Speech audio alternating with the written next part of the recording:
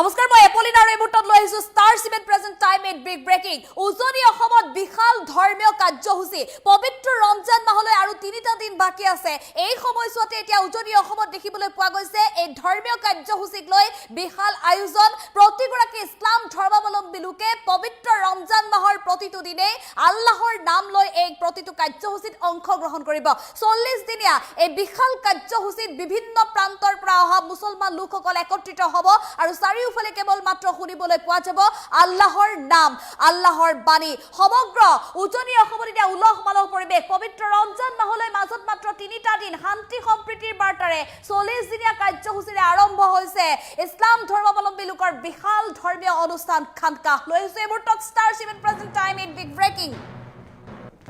ৰমজান মাহৰ পূৰ্বে আধ্যাত্মিকতাত বুৰ গৈছে শিৱসাগৰৰ নামটি সমগ্ৰ উজনি অসমতে কেৱল মাত্ৰ শুনিবলৈ পোৱা গৈছে আল্লাহৰ বাণী আৰম্ভ হল 40 দিনীয়া ধৰ্মীয় কাৰ্যসূচী খানকা 40 দিনলৈকে পবিত্ৰ ৰমজান মাহৰ সময়ছোৱাটো চলি থাকিব এই বিশাল কাৰ্যসূচী খানকা উজনি অসম শেখুল হাদিছ হযৰত আহমদ আলী খানকাহত ভক্তিপূৰ্ণ এক পৰিৱেশ পৰিলক্ষিত হৈছে প্ৰতিগৰাকী ইছলাম ধৰ্মাৱলম্বী লোক স্বতঃস্ফূৰ্তভাৱে ওলাই আহিছে এই খানকা কাৰ্যসূচীত অংশগ্ৰহণ কৰিবলৈ 25 বছৰে নামটিৰ বৰ মছজিদত চলি আহিছে এই ধাৰাবাহিক পৰম্পৰা গৃহ ত্যাগ কৰি মছজিদত অৱস্থান কৰিছে অৰ্ধ শতাধিক ইছলাম ধৰ্মাৱলম্বী লোকে পবিত্ৰ ৰমজান মাহৰ সময়ছোৱাটো তেওঁলোকে কেৱল মাত্ৰ আল্লাহৰ নাম লৈ সময় পাৰ কৰাব মছজিদত 40 দিন আল্লাহৰ উপাসনাত মগ্ন হ'ব প্ৰতিগৰাকী ইছলাম ধৰ্মাৱলম্বী লোক এক বিশেষ ব্যতিক্ৰমী পৰিৱেশ বিশ্বৰ শান্তি আৰু সম্প্ৰীতিৰ বাবে জনোৱা হ'ব বিশেষ দোৱা বৰ্তমান সময়ত দেখিবলৈ পোৱা সকলো অশান্ত জৰ্জৰিত পৰিৱেশ যাতে নোহোৱা হয় তাৰ বাবে প্ৰতিগৰাকী ইছলাম ধৰ্মাৱলম্বী লোকে আল্লাহৰ ওচৰত দোৱা প্ৰাৰ্থনা কৰিব পবিত্ৰ ৰমজান মাহৰ সময়ছোৱাতে এই বিশাল ধৰ্মীয় কাৰ্যসূচীৰ জৰিয়তে আমি পুনৰ জনাইছো এটা বিশেষ খবৰ আজিৰ দিনটোত সম্প্ৰীতিৰ সমন্বয়ৰ বাৰ্তা বিলাই উজনি অসমত এয়া বিশাল কাৰ্যসূচী ৰমজান মাহলৈ আৰু মাত্ৰ 3টা দিন বাকি আছে এই সময়ছোৱাতে এতিয়া উজনি অসমত দেখিবলৈ পোৱা গৈছে ইছলাম ধৰ্মাৱলম্বী লোকসকলৰ বিশাল ধৰ্মীয় কাৰ্যসূচী ৰমজান মাহৰ পূৰ্বে সম্পূৰ্ণৰূপে কেৱল মাত্ৰ পৰম কৰুণাময় আল্লাহৰ বাণীত আল্লাহৰ নাম স্মৰণ কৰি প্ৰতিগৰাকী লোকে আধ্যাত্মিকতাত বুৰ যোৱা পৰিলক্ষিত হৈছে শিৱসাগৰৰ নামটিত আৰম্ভ হ'ল এয়া 40 দিনীয়া ধৰ্মীয় কাৰ্যসূচী আজিৰ পৰা আৰম্ভ হৈছে এই বিশাল ধৰ্মীয় কাৰ্যসূচী প্ৰতিগৰাকী ইছলাম ধৰ্মাৱলম্বী লোকৰ জ্যেষ্ঠৰ পৰা শিশুৰ পৰা বৃদ্ধলৈকে আচলতে প্ৰতিগৰাকী লোকে এই অনুষ্ঠানলৈ আহে আৰু এই ধৰ্মীয় অনুষ্ঠানটোত অংশগ্ৰহণ কৰে পবিত্ৰ ৰমজান মাহটো যিহেতু ইছলাম ধৰ্মাৱলম্বী লোকসকলৰ বাবে খুবেই গুৰুত্বপূৰ্ণ এটা মাহ হয় এই সময়ছোৱাত সকলো ইছলাম ধৰ্মাৱলম্বী লোকে পৰম কৰুণাময় আল্লাহৰ ওচৰত কেৱল মাত্ৰ প্ৰাৰ্থনা কৰে যাতে বিশ্বৰ পৰা অপায় অমংগল অসূয়া অপ্ৰীতি সকলো দূৰ হওক কেৱল মাত্ৰ বিশ্বত শান্তিৰ বাৰ্তা বিয়পি পৰক সমন্বয় সম্প্ৰীতিৰ নিদৰ্শন ফুটি উঠক সকলো ইছলাম ধৰ্মাৱলম্বী লোকে তাৰ বাবে আল্লাহৰ ওচৰত তেওঁলোকে প্ৰাৰ্থনা কৰে ৰমজান মাহৰ পবিত্ৰ প্ৰতিটো দিনেই আচলতে তেওঁলোকে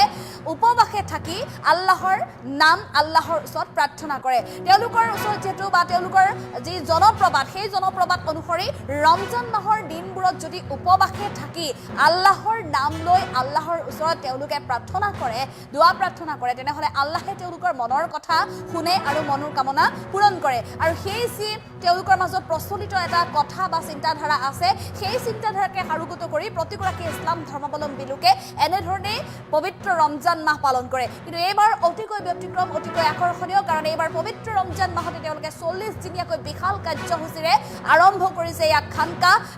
বিশাল এক কাৰ্যসূচী লোৱা হৈছে এই খানকাহৰ বাবে প্ৰতিটো প্ৰান্তৰ পৰা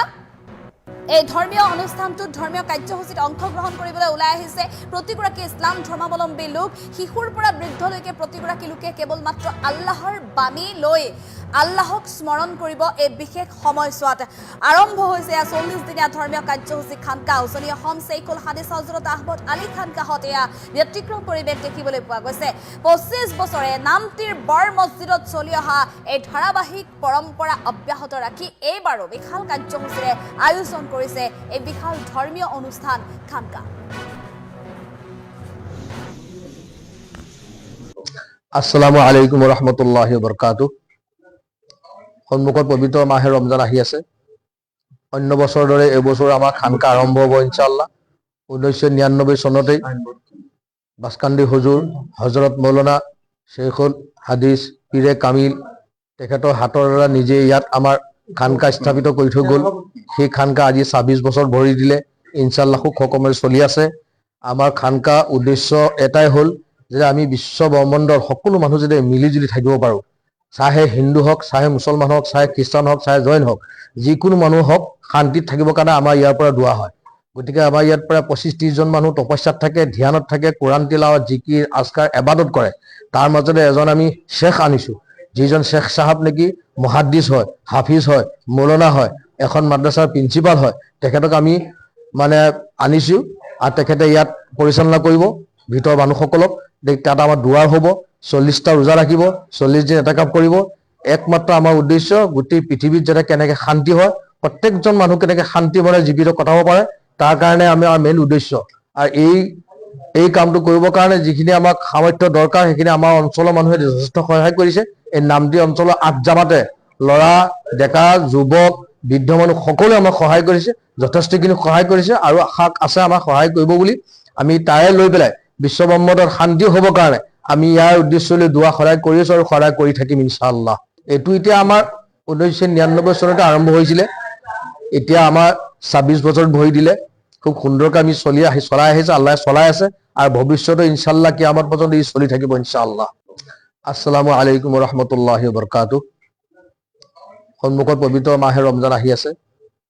অন্য বছৰৰ দৰে এইবছৰ আমাৰ খানকা আৰম্ভ হ'ব ইনশাআল্লাহ। ১৯৯৯ চনতেই বাসকান্দি হুজুৰ হজৰত মৌলানা শ্বেখুল হাদিছ পীৰে কামিল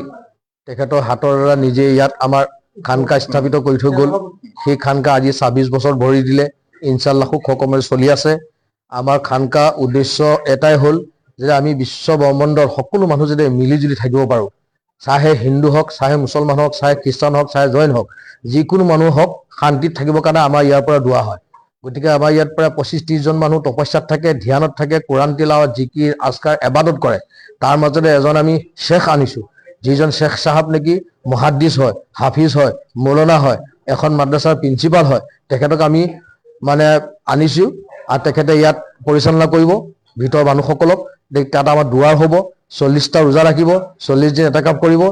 একমাত্ৰ আমাৰ উদ্দেশ্য গোটেই পৃথিৱীত যাতে কেনেকৈ শান্তি হয়, প্ৰত্যেকজন মানুহ কেনেকৈ শান্তি মনে জীৱিত কটাব পাৰে, তাৰ কাৰণে আমাৰ মেইন উদ্দেশ্য। আৰু এই কামটো কৰিবৰ কাৰণে যিখিনি আমাক সামৰ্থ্য দৰকাৰ সেইখিনি আমাৰ অঞ্চলৰ মানুহে যথেষ্ট সহায় কৰিছে। এই নামটি অঞ্চলৰ ৮ জামাতে ল'ৰা, ডেকা, যুৱক, বৃদ্ধ মানুহ সকলোৱে আমাক সহায় কৰিছে, যথেষ্টখিনি সহায় কৰিছে আৰু আশা আছে আমাক সহায় কৰিব বুলি। আমি তাৰে লৈ পেলাই বিশ্ব ব্ৰহ্মাণ্ডৰ শান্তি হ'বৰ কাৰণে আমি ইয়াৰ উদ্দেশ্য লৈ দোৱা সদায় কৰি আছোঁ আৰু সদায় কৰি থাকিম ইনশাআল্লাহ। এইটো এতিয়া আমাৰ ১৯৯৯ চনতে আৰম্ভ হৈছিলে, এতিয়া আমাৰ ২৬ বছৰত ভৰি দিলে। খুব সুন্দৰকৈ আমি চলাই আহিছে, আল্লাহে চলাই আছে আৰু ভৱিষ্যতে ইনশাআল্লাহ কিয়ামত পৰ্যন্ত ই চলি থাকিব ইনশাআল্লাহ। আসসালামু আলাইকুম ৰহমতুল্লাহি বৰকাতুহ। সন্মুখত পবিত্ৰ মাহে ৰমজান আহি আছে। অন্য বছৰৰ দৰে এইবছৰ আমাৰ খানকা আৰম্ভ হ'ব ইনশাআল্লাহ।